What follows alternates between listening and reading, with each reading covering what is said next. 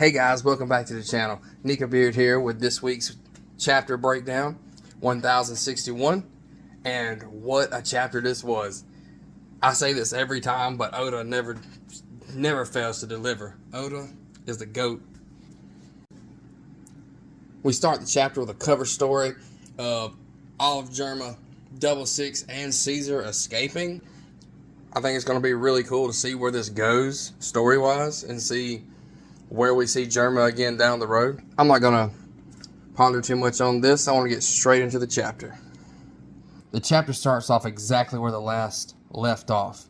Luffy and Chopper flying through the sky saying, "Who's that? She just popped out of the water." Then we got Bonnie flying through the air, of course, and then Bonnie says, "I'm saved. Who's there? Wait, where did that monster go?" She says, "Look down," and immediately on the left side of the panel, there is a shark. I'm like, what is this? This is a megalodon. This thing it could swallow the Sunny Hole with one bite. Then on to the next page, they somehow dodged this shark. And immediately my eyes go to the center of the shark with the letters UNK. And if anybody watched my reaction video, they know that I freaked out a little bit at this. I was like, yes, Vegapunk. Vegapunk is here. Then we move on. Zoro, what the heck is this thing? A shark? No, it's too big. And it's made of metal. And I start thinking about maybe a devil fruit was fed to a submarine, which is wild, but this is One Piece. Ended up being wrong, of course, but then Jinbei jumps in after Luffy and Chopper and Bonnie, and this little next part was cool in the next panel.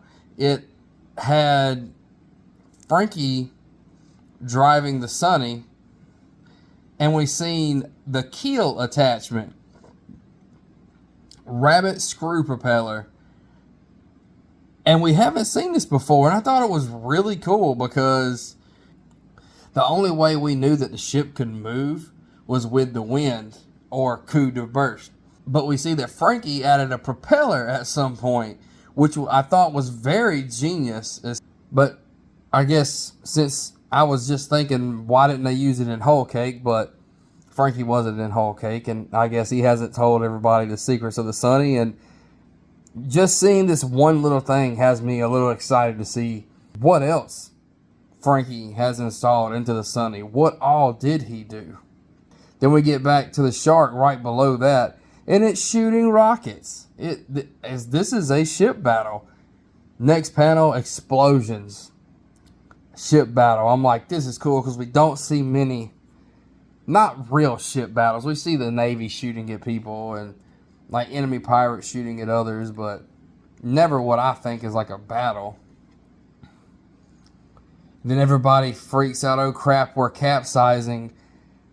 And this, I was like, wow, we're capsizing. We've never had this happen before. But with an explosion like that, yeah, it was either explode the ship or probably capsize it. We see Jinbei diving after the others. He says, that noise, it sounded like an explosion. They go to the top of the water, and that shark is in the background, aims its cannon from its mouth at Jinbei. And to be honest, I'm like, I don't really know how they're going to get out of this. I don't know where this is going. It fires its cannon at him. And he's like, hey, we got to go underwater. We're diving. And then, of course, Luffy, Bonnie, and Chopper being devil fruit eaters, we see them basically like, oh my god. yeah, it's not good for them right now. They're not having a good day. Of course, then the explosion goes off, and it seems like Jinbei feels it even under the water, and it looks like he dove a good ways under the water. Then the shark goes back down under the water and heads directly to the Sunny and eats it. And then out of nowhere, this mech just comes out of Nowhere. Then out of nowhere, this mech comes and smacks this shark across the side of the face. And it spits out the ship. Then everyone's underwater trying to hold their breath. And looks like Zoro's holding on to Brook to make sure he doesn't sink to the bottom, since he can't swim either. Then we cut to a nearby island. It has G-14 naval base. And we get to Tashigi. Finally, we see the kids from Punk Hazard again. And they look a lot smaller than they did. They've been taking medication that the government has given them since Caesar turned them into giants, or tried to turn them into giants. And they talk about, hey, you know, we'll do this because Tashigi says so. And the one, of course, she's like, hey, I'm smaller, aren't I? Then we have one person walk up and say, Tashigi, do you have a second? She says, it's that Helmeppo. Can't you do something about him? G-14 Commander Vice Admiral Dahl. And we haven't seen her before. And honestly, she looks kind of cool. I like the whole choker thing. I really like, she looks like a rocker biker. It's really cool look. I like it. Short hair. You know I can't. His best friend's life is on the line. And I'm worried about Captain Kobe too. Talking about Blackbeard taking him hostage, of course. Then we cut to Helmeppo and Navy HQ Commander of Sword, Habari. So we're seeing more of Sword, which is really cool. And Helmeppo is, please, can we save him? Can we just send a Seraphim? And it cuts to these other guys. The Rear Admiral of, and then he's part of Sword, Prince Gruss. And he's like, Pirate Island, the Emperor where Blackbeard is the ringleader of. He's like, no, we can't do that, no. He's like, I understand how important Kobe is, or, you know, we understand the situation, but you have to understand that we cannot just roll into somewhere like Pirate Island. And, of course, I said this already, but Helmeppo's like, Egghead Island is so close to us. Why can't we deploy a Seraphim? And Prince Gruss is like, are you crazy? Both of you just calm down. At the moment, we can't get a hold of Drake either. And we seen him in Wano. And I really don't remember if he got up. I need to go back and look at that. But I remember he got hit by CP0, and that's the last I remember of him, to be honest. And then, next page, we get back to Luffy's group. And somehow, this doesn't surprise me. But at the same time, I'm like, how do you not know that she's part of the worst generation? And that's what she says. How can you not know who I am? I'm part of the worst generation just like you. We were both on Sabaody 2 years ago. And then Luffy's, of course, oh, you're part of it too? And then Bonnie's got to come in. Oh, don't forget we're enemies. And the name's Bonnie. Still, thanks for saving my bacon back there. Hey, don't sweat it. Everybody, oh, it's so cold. Are you seriously an emperor? What's the deal with your wanted poster anyway? I thought your hair was white now. They made quite a stir about it in the paper, you know. And that's honest. And honestly, I love Luffy's reaction to this question. Oh, that's just how I look when I'm totally free. Man, it's made me smile so much. I'm like, oh, man. And in this panel, he kind of looks like Toon Force just a little bit, like he did in Gear 5.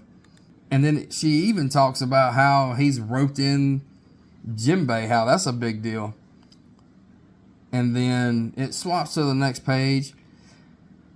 Jinbei says, since we're on the subject, what happened to your ship and crew? And Bonnie says she came alone. And that's interesting. Why did you come alone? She said that metal monster back there gobbled up my ship. That reminds me, I'm starving. And every time we've seen Bonnie, she's eating except in Marriage Joie. In Sabaody, we seen her eating. So, and Luffy's like, let's go find a restaurant. I'm hungry too. And Chopper, ooh, do you have any money on you, Luffy? And then Bonnie says, hey, boneheads, we're not getting a restaurant food out here. You know, there's no restaurants. This is a government island. We're on Egghead. And the background, honestly, looks really cool. I don't know what it's going to look like exactly. It looks like an egg cracked in half with a ring around the top half. And it honestly looks really cool. And she says, we're on Egghead, the island that's said to be 500 years in the future. Dr. Vegapunk's research lab is based here. What? Yes, Dr. Vegapunk. I've said this so many times in the past few videos, but I am so psyched for Dr. Vegapunk. Vegapunk, I know that name. Vegapunk's the reason I'm here. We've got business. Now that brings up the next question. How does Bonnie know Vegapunk? Is she related? Does Bonnie know her from... Did Bonnie and Vegapunk grow up on the same island? Have they met in the past? There's a lot to be answered here. Then we pop up and see the mech again, and it has the Sunny in its hands. And that mech is absolutely ginormous if it can hold the Sunny in its palms like that. And then, of course, everybody's like, a giant robot. That, of course, they have to act that way. And then a hatch opens on the mech, and this person's talking. It says, oh, this won't do it all. It's another failure. I wonder why, though. Perhaps overriding primal desires is simply impossible. And Sanji states that someone's coming out of the mech. And then Frankie pipes up and says, thanks for saving us, whoever you are. Then the person, she completely disregards Frankie right off the bat and starts mumbling to herself again.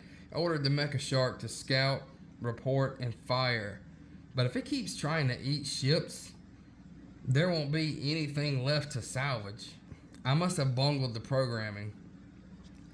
And then she says, forgive me, but did you just say I saved you? Oh, you naive pirates. Naive pirates. Naive pirates. I work for the government despite my mediocrity. They like to call me their scientific genius. You can call me Dr. Vegapunk. What? Yeah, that was my reaction too, by the way. What? But going back and looking at some of the things, I noticed that she has a number 2 on the left side of her chest. And the mech has a number 12 on it. So could that mean that she's not the real Dr. Vegapunk, that she's an android of some type that is controlled by the real Dr. Vegapunk? Because we see the thing on her left side of her head that looks kind of like an antenna coming off of it, where the left ear should be. So is she an android? And this whole Egghead Island with the mech, with the scientist, with the giant shark machine, and then their numbers on it, like, this is giving me real Sonic the Hedgehog vibes, which is honestly really cool. Sonic's always been one of my favorite series ever since I've been a child. It's always been a good series. And it would be really cool to see that Oda pulled ideas from Sonic the Hedgehog like this, like, hey, I'm going to use Dr. Eggman as Dr. Vegapunk, and that would honestly be really cool. But then, of course, we see Break next week. I had a feeling this is what was going to happen. I think we all knew this was going to happen. We've had 4 chapters that are absolute bangers back to back. But Oda's the GOAT. He deserves it. He's got to get his break. So no chapter this week, but we'll get one next week. So I can't wait to see where this goes, what he's got going on with this Dr. Vegapunk.